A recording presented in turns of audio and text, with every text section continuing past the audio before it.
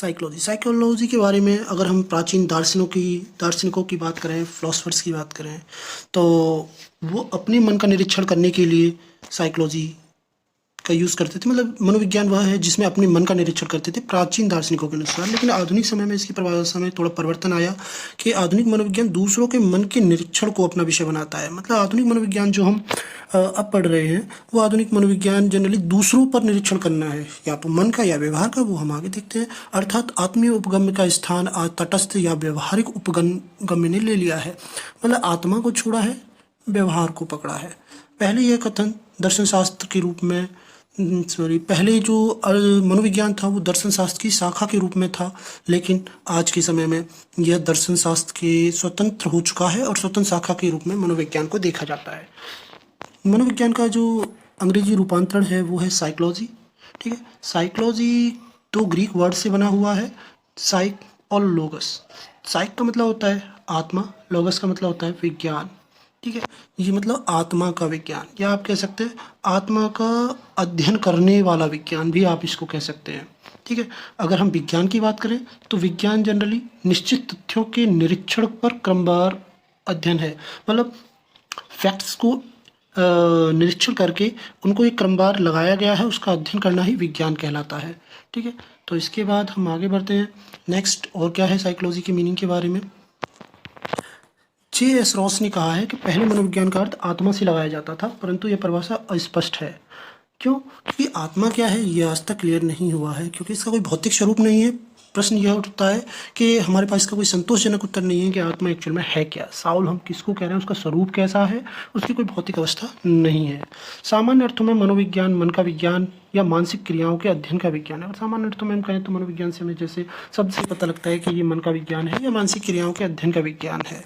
ठीक है, नेक्स्ट मनोविज्ञान इस तथ्य की व्याख्या करता है कि एक व्यक्ति का आचरण व्यवहार दूसरे व्यक्ति से क्यों और किस प्रकार भिन्न है। मतलब मनोविज्ञान में हम कर क्या रहे हैं, हम दो पर्सनैलिटी के बीच कंपैरिजन कर रहे हैं, और कंपैरिजन करने के बाद में उन दोनों की तुलना कर रहे हैं, उनके व्यवहार में कितना अंतर है, उनमें भिन्नता क्या है, उनके बोलने बैठने या सोचने का जो तरीका है वो क्या है। एक्चुअल में मनोविज्ञान में हम जनरली व्यवहार का विज्ञान अभी वर्तमान में से कहते हैं, लेकिन व्यवहार के विज्ञान में हम उससे आगे थोड़ा सा आगे भी डिस्कस करेंगे।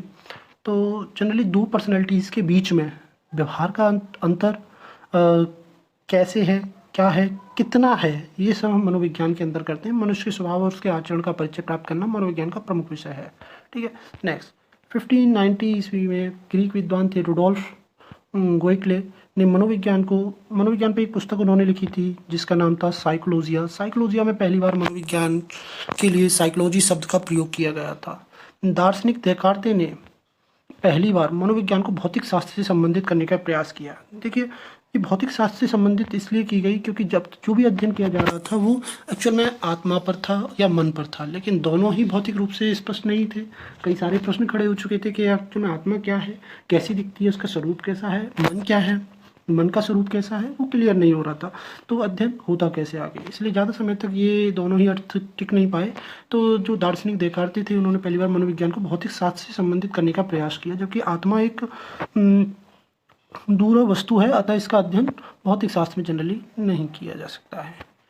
ठीक है, संभव ही नहीं है। तो 17वीं शताब्दी में कई दार्शनिकों ने आत्मा का अध्ययन अर्थ का खंडन कर दिया। 17वीं शताब्दी की इस चीज़ को नोट करते रहिएगा कि 17वीं शताब्दी की बात हो रही है, दार्शनिकों ने आत्मा के अध्ययन का खंडन कर दिया। इसमें जो विद्वान थे जिन्होंने इसका खंडन किया, हॉब्स, लॉक्स या स्पिनोज, जॉन लॉक आदि इसमें सम्मिलित थे। अगर राइटिंग आपको अच्छा न लगे तो इसको प्लीज़ इग्नोर कर दीजिएगा। इटली के दार्शनिक पोम्पोनोजी ने इसे मन का विज्ञान अर्थ दिया। जॉन लॉक ने उसका समर्थन किया, उन्होंने कहा नहीं जी ये आत्मा का विज्ञान नहीं है। पोम्पोनोजी बोले नहीं जी ये किसका विज्ञान है, मन का विज्ञान है। मन मस्तिष्क की क्रियाओं से सम्मिलित रूप है। मतलब मन जो है वो जनरली मानसिक जो क्रियाएं हमारे अंदर हो रही हैं उनका एक सम्मिलित रूप है। यह व्यक्ति के भीतरी व्यक्तित्व अनुभवों के लिए प्रयुक्त किया जाता है। मन भी आत्मीय और व्यक्तिगत विचार है। मतलब मन भी अगर आप देखें तो मन का भी तो जनरली कोई स्वरूप है नहीं, आत्मा की तरह ही है वो।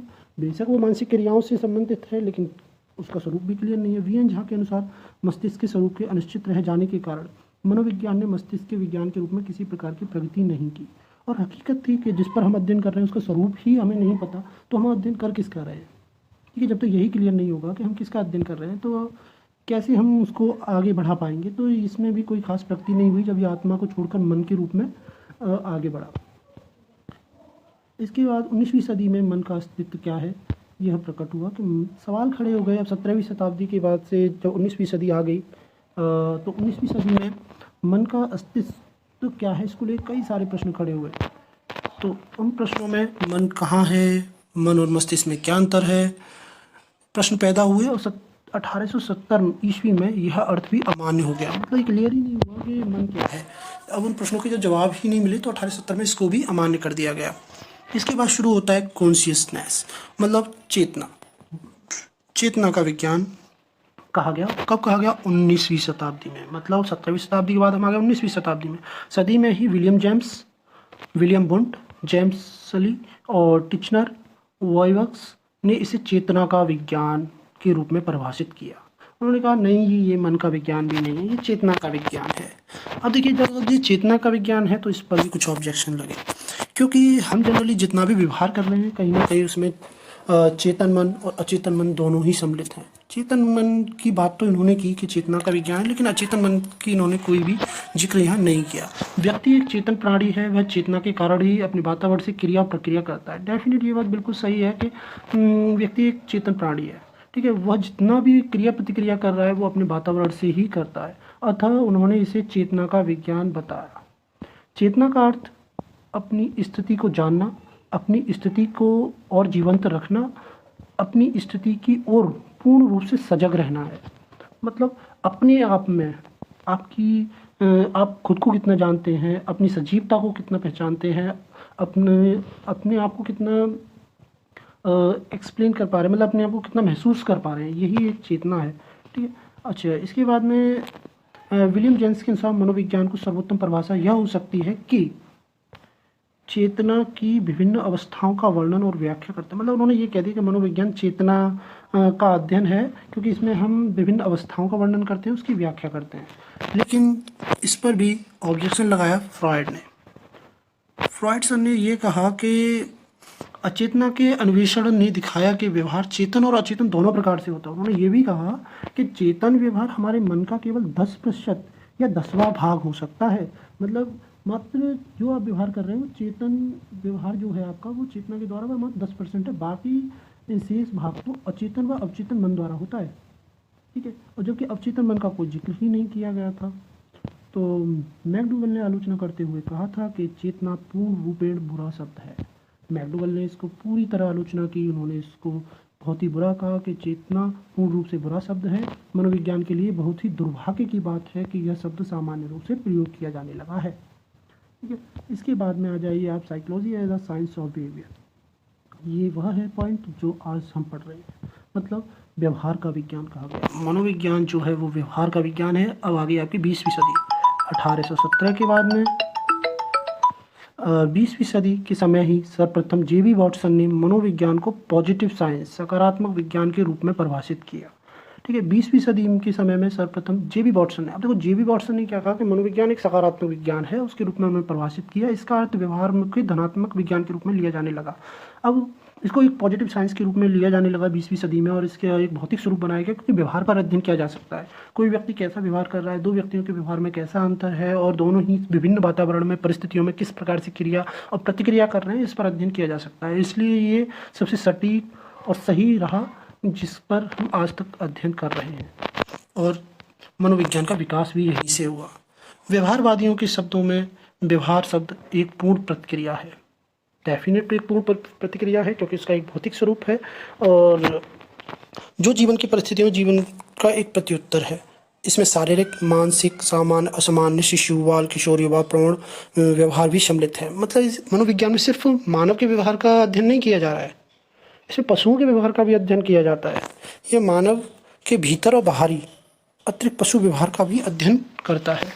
और एक और बात कि व्यवहार शब्द से मात्र दिखाई पड़ने वाला गत्यात्मक व्यवहार से नहीं है। अगर हम ये लगा लें कि ये सिर्फ एक गत्यात्मक व्यवहार है, फॉर एग्जाम्पल चलना, अध्ययन करना, भागना, सिर्फ यही नहीं है, ये ज्ञानात्मक भी है। मतलब ज्ञानात्मक क्रियाएं जैसे चिंतन, कल्पना, तर्क, इसके अलावा भावात्मक क्रिया भी है, जैसे प्रेम, क्रोध, घृणा आदि। तो तीनों ही व्यवहार इसमें सम्मिलित हैं, गत्यात्मक, ज्ञानात्मक और भावात्मक। गत्यात्मक में क्या है आपका, चलना, अध्ययन करना, भागना, जबकि ज्ञानात्मक में चिंतन, कल्पना, तर्क शक्ति आदि, और भावात्मक में प्रेम, क्रोध, घृणा। इसी के साथ मैं अपने शब्दों को यहीं विराम दूंगा और इसकी परिभाषाएं और उसकी प्रकृति और शिक्षा के क्षेत्र में क्या योगदान है वो सब हम नेक्स्ट वीडियो में क्लियर करेंगे। Thank you so much and stay your home and take care.